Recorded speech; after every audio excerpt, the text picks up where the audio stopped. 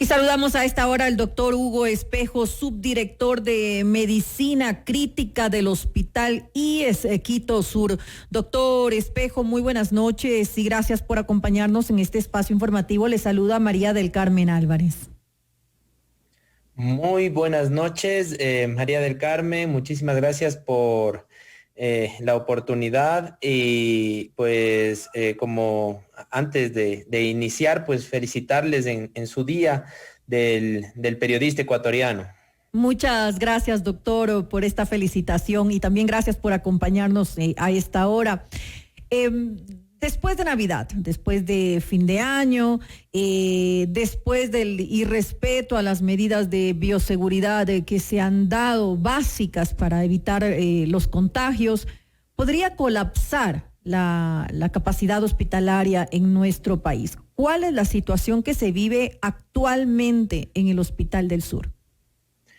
Bueno, en el Hospital IES Quito Sur vamos a empezar diciendo cuántos pacientes sospechosos de COVID-19 teníamos, es decir, todos los sintomáticos respiratorios que venían a nuestra casa de salud a principios de diciembre, alrededor de 80, 100 pacientes.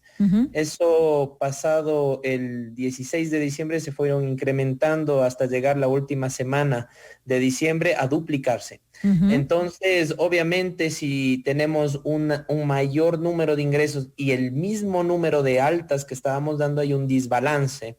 Entonces, eso genera una alerta porque ya los pacientes se quedan más tiempo en la emergencia, no se rotan tan rápido los espacios y entonces tenemos que obviamente aplicar planes de contingencia que los tenemos diseñados durante el aprendizaje de la COVID-19. Además que hay que tomar en cuenta, doctor, que todavía no estamos viendo las consecuencias de los feriados de Navidad y de fin de año, que aproximadamente en 2 o 3 semanas vamos a tener ya los resultados. Así es, justamente nosotros tenemos un periodo de incubación pues del virus y de la transmisibilidad tan grande que existe para el SARS-CoV-2, sí, de 1 semana a 15 días. Sin embargo, hay que entender que la gente creo que se ha relajado bastantísimo, cree que es una simple gripe y pues ya cuando has llegado al 5.º día hasta el 10.º día es donde puede sufrir mayor complicación. Entonces cuando se complican con falta de aire, no pasa la fiebre, pues ahí están acudiendo a la casa de salud y pues ahí ya están complicados, tomado su pulmón más del 50% y eso complican las cosas, obviamente. Nos falta todavía esa cantidad de gente que obviamente dentro de estábamos esperando, la verdad, porque por más medidas que exista, son fechas bien difíciles de irrumpir, ¿no? Un confinamiento.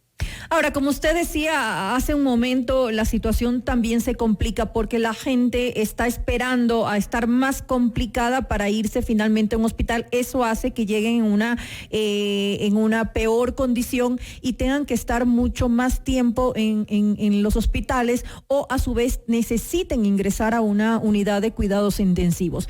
¿Qué pasa con las unidades de cuidados intensivos en el Hospital de Quito Sur? Sabemos que desde que inició la pandemia se tuvo que ampliar, que incrementar el número de unidades ya 2 veces. ¿Se está planificando tal vez que haya una tercera vez en el incremento de estas unidades? Bueno, la unidad de cuidados intensivos a partir del 17 de marzo aproximadamente del 2020 se llenó y no volvió a estar hasta la actualidad con una cama vacía. Es decir, estamos al 100% de ocupación y con una lista de espera de ¿cuántas personas, doctor? Aproximadamente el día de hoy 30 pacientes en espera. Como le decía, existen planes de contingencia, tanto en la parte de hospitalización como lo hemos iniciado, como también en la parte crítica. Entonces, obviamente está dentro de los planes ampliaciones y obviamente ser más operativos y redistribuir el talento humano, obviamente. Si hablamos de planes de contingencia, estamos considerando justamente el readecuar, digamos, el hospital de campaña, que ya se lo había tenido con anterioridad, ya había sido implementado antes, pero eso solamente para los pacientes que llevan con síntomas leves. ¿Cuánto tiempo podrían estar ingresados en estos hospitales de campaña, como para más o menos ver qué tiempo, qué rotación tendrían en el mismo? Bueno, dentro de los planes de contingencia empezamos una fase inicial a partir de mediados de diciembre con la cafetería. Ya la abrimos con 10 puestos. Sin embargo, justamente como decía al inicio, ese desbalance entre ingresos y altas nos obligó a aumentar los espacios en cafetería al tope, es decir, 20 espacios. Posterior a eso, en el último fin de semana, pues tuvimos una alerta aún mayor, con mayor cantidad de ingresos, entonces tuvimos que obviamente dar operatividad a esas carpas militares. Las carpas militares tienen la capacidad de 80 personas, 50 sin oxígeno, 40 sin oxígeno y 40 con oxígeno. En estas carpas, por el momento, dentro del plan de contingencia, esta segunda fase, nosotros consideramos ahí colocar a los pacientes de prealta. ¿Qué quiere decir eso? Que en las próximas 12 horas a 24 horas su destino es domicilio. En la cafetería, en cambio, se encuentran los pacientes leves que aún necesitan oxígeno y sus cuidados, y obviamente adecuar dentro del hospital por pisos según la gravedad del paciente. Ahora, también se consideraría entonces aumentar el número de unidades de cuidados intensivos. ¿En qué número? Bueno, nosotros aspiramos, bueno, tenemos los planes dentro de la institución como medicina crítica, ampliar una sala más. Bueno, nuestras salas son de aproximadamente entre 8 y 10 pacientes. Depende obviamente de los requerimientos de los mismos. A veces necesitan diálisis, necesitan otro tipo de cuidados, entonces reducimos un espacio para dar prioridad a este tipo de pacientes. Entonces es más o menos un plan adicional de incrementar una nueva sala. ¿Qué es cuántas unidades? ¿Qué número de unidades? 8 o 10 aproximadamente. Sí, 8 o 10 y obviamente ahorita, bueno, siempre estuvo la parte hospitalaria predispuesta a crear espacios de intermedios, que eso es una unidad de mucha vigilancia. Eso se puede considerar como un espacio crítico. Eso no lo hemos cerrado porque siempre tenemos pacientes de mayor cuidado, como en este momento. Estos 30 pacientes son de mucho cuidado, entonces los tenemos en esa área, ¿no? ¿Cómo hacen para evitar el contagio cruzado? Inicialmente se había cerrado el servicio de consulta externa. ¿Se podría considerar esto en caso de que ya llegue a complicarse nuevamente la situación de pacientes que lleguen con COVID-19 al hospital? Por supuesto, dentro de la pandemia que nos ha dejado el 2020, nos ha dado una enseñanza, una curva de aprendizaje en donde podemos decir que lo más valioso es la planificación, la organización y la anticipación. Entonces, en eso se basan los planes de contingencia, van por fases. Y claro, la consulta externa, las cirugías programadas que se suspendan, pues está dentro del plan. Obviamente, cuando se diga el ok, cuando tengamos un indicador, así como tuvimos el fin de semana para abrir las carpas militares, se lo va a hacer.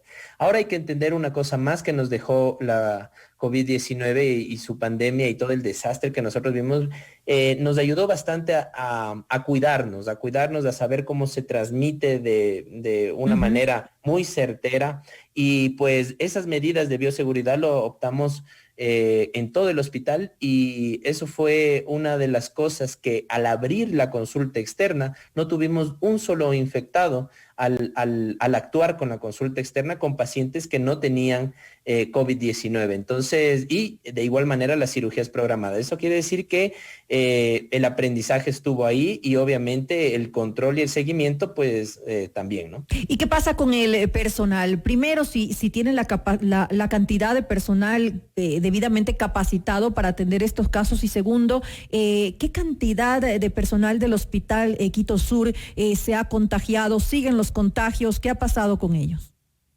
Bueno, el talento humano existe hoy por hoy, ya muy conscientes de lo que se ha hecho. también empoderados totalmente porque han visto los buenos resultados que ellos mismos han trabajado y sobre ellos mismos se lo ha hecho. Entonces, el talento humano está muy tranquilo y de igual manera, con todas las medidas de protección, pues, como yo Y sé con la decir, implementación necesaria, me imagino. por supuesto, entonces no es necesario que nosotros traigamos a más gente si tenemos gente que ha aprendido durante estos meses y ahora me podría decir que han llegado a un nivel de aprendizaje muy, muy alto. Con respecto a la segunda pregunta, que es con respecto a los contagios, obviamente dentro de un contagio comunitario como el que estamos, y tuvimos lo más fuerte de nosotros fue julio y agosto, ahí tuvimos la mayor cantidad de contagios. Sin embargo, actualmente son muy aislados los contagios dentro de la casa de salud, muy, muy aislados. Por decirle uno cada 2 semanas podría ser dentro del área crítica que le puedo contar, pero es porque hemos aprendido más que implementar más cosas. ¿Sí? Sino más bien hemos aprendido a manejar bastante el miedo, a manejar los elementos de protección de manera segura y adecuada. Entonces eso nos ha ayudado bastante. Seguimos bordeando menos del 2% de infectados en todo el hospital.